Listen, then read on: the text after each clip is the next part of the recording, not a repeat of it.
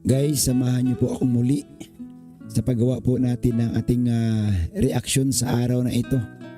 At isa sa mga gawa natin ng reaction patungkol pa rin sa napakainit na isyu sa loob ng Kalingap. At isa sa ating mga kasamahan, isa sa aming mga kasamahan at iginagalang po na reactor ay nababas ngayon. Sa tingin ko guys, hindi ito karapat-dapat, na pagsabihan mo ang isang reaktor na mga ganitong kataga. Ang bigat, ang lalim at para sa akin below the belt, hindi na ito katanggap-tanggap. Hindi na po ito katanggap-tanggap. Pero guys, bago tayo magpatuloy sa ating gagawing reaction, pakisupport po muna natin si Kuya Bal, Kalingap Rab at si Ate Edna sa kanilang mga YouTube channel. So ito na, pag-usapan natin ngayon guys, itong kasamahan naming reaktor na nababas ngayon na walang iba, siyempre, ang hinahangaan natin at isa sa ating mga iniidolo at sinusundan, walang iba guys kundi si Sir July Paunil. Nababas sa dito guys, ito lang ang gusto ko sanang sabihin.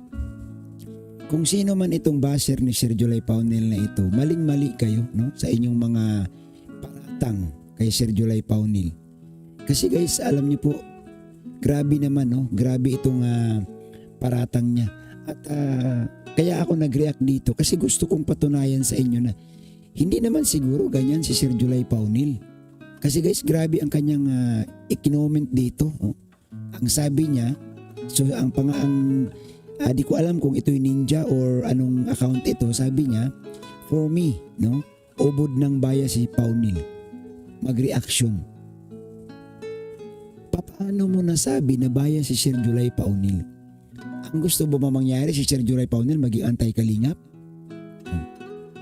July is just a gossip.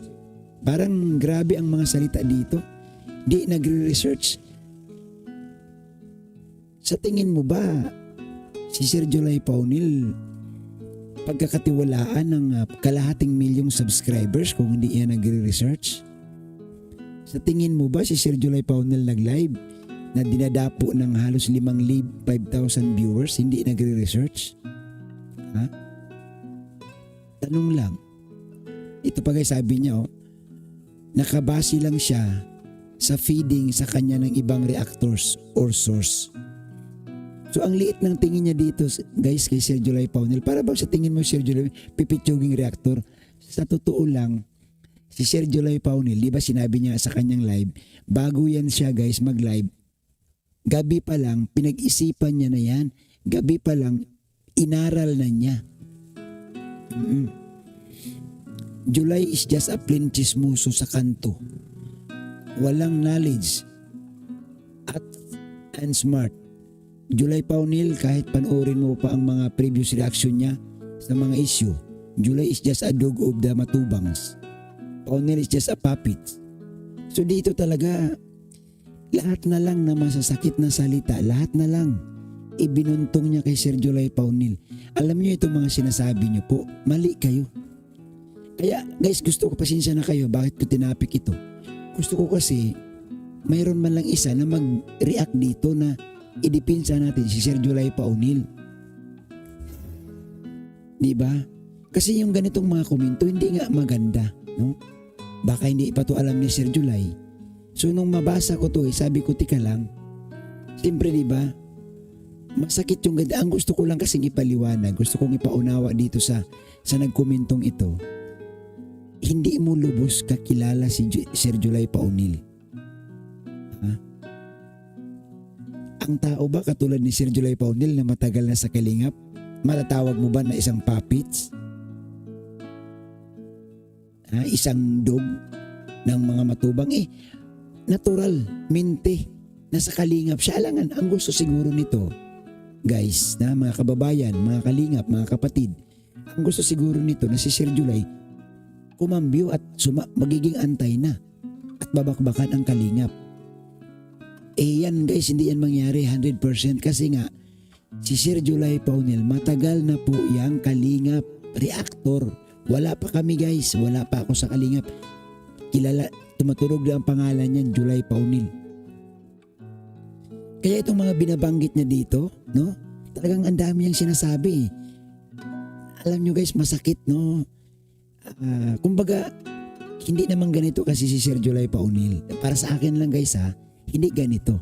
No, pasensya ka na Sir July kung nireact ko to ha, humingi ako sa inyong pamanin. Pero wala kasing ako nakita na nag-react dito about sa komentong ito. About sa komentong ito, wala pong nag-react. So ito po, malinaw ho talaga na may galit lang ito kay Sir July Paunil. May galit lang siya kasi yung kanyang mga sinulat dyan guys, kabaliktaran. Hindi daw nagre-research eh. Makakabuo ba yan si Sir July Paunil ng topic sa loob ng 1 oras at kalahati kung wala siyang ni-research bago siya mag-live? Ha? Yan. Diba? July is just a plain chismoso sa kanto. Naturalmente, pag reactor ka, anong pag-usapan mo kung wala kang topic? Kumustahan? Hindi pwedeng ganun, no? Sa katulad ni Sir July Paunil, kitaan nyo naman guys, sa laki na ng channel niyan. Ang sabi nga ni Sir July Paunil, pinaghirapan ko tong channel ko, hindi ka aabot ng kalahating milyon mahigit na subscribers kung walang magtitiwala sa'yo. At hindi ka magkakaroon ng views, live viewers na 2,000 or 3,000 kung walang nagtitiwala sa'yo. Pansinin nyo guys, ang mga comment nito, talagang ang duda ko nga, ano na ito eh, galit na ito kay Sir July. Baka naman mayroon lang itong nirequest kay Sir July at hindi pinagbigyan. So nagiging ano na siya, nagiging basher na siya. Nilalait niya na. Guys, maano kasi ito, grabing panlalait dito. No? Grabe ang panlalait. Pag unawain yung maigi. Sabi ko nga sa thumbnail ko eh, di na makatao ito. Kaya ako, sabi ko, gawa natin to ng reaction at ipaliwanag. No? Ipaliwanag. Alam niyo po, pag nasa kalingap ka, hindi naman po pwede na kalabanin mo ang kalingap. Ito yata ang gusto nitong basher na Sir July na babakbakan ang kalingap. Hindi naman po pwedeng ganun. Saan ang loyalty mo doon kung ang mismong sinasaniban mong community ipagkanulo mo? Hindi po pwedeng ganun. So lahat ng sinasabi niya dito guys, walang katotohanan ito. Oh, alam nyo guys, kung maging bias kang reactor, hindi ka mag-success eh. Hindi ka aabot ng kalahating milyon. Kung sinasabi nitong basher na ito na si Sir July Paunil hindi nag-research sa kanyang mga topic, hindi ito aabot ng kalahating milyon. Hindi. Sa lahat po ng reactor ng kalingap, si Sir July Paunil lang ang may pinakamalaking subscribers at si Sir July Paunil lang ang may pinakamalaking views pagdating sa kanyang live. Tapos sasabihin ninyo ganito, ganire. Sa tingin ko hindi. So sana man lang, no, pinag-isipang maigi, no? Yan, sa mga viewers mo na Sir July Paunil, pasensya na kayo pero ginawan ko tong reaction kasi napansin ko kailangan natin naman ipagtanggol si Sir July Paunil. No, hindi naman tayo guys nagsisipsip kay Sir July. Siyempre kasamahan natin sa kalingap, kasamahan nating reactor. Parang sa tingin ko sobra na ito eh. Okay lang siguro yung mga ibang pambabas kay Sir July, pero ito guys sobrang dami at sobrang bibigat na mga binibitawang komento. Sabi ko hindi po pwede. Magbibigay tayo ng paliwanag. No, hindi man tayo nang aaway. Hindi tayo dito nagagalit. Kumbaga magbibigay lang tayo ng kalinawan. Kumbaga ipaliwanag natin kasi baka naman hindi itong nag-comment na ito, unawain din natin, baka hindi niya rin alam, baka bago lang ito. Pero sa tingin ko hindi eh. Sa ganitong mga komento guys, galit ang kanyang naisip dito kay Sir July Paunil. Hindi ito simpleng basher lang. Talagang may galit ito. No? So, hindi maganda ang ganito, hindi makatao. Diba? Hindi na makatao ito. Na grabing bintang na ito. Grabe na itong pambibintang. Kasinungalingan ang lahat. Kasinungalingan ang lahat. Ano ba ang gusto ninyong mangyari? Si Sir July Paunil maging balahurang reaktor na? Si Sir July magiging masamang reaktor na? Siyempre hindi.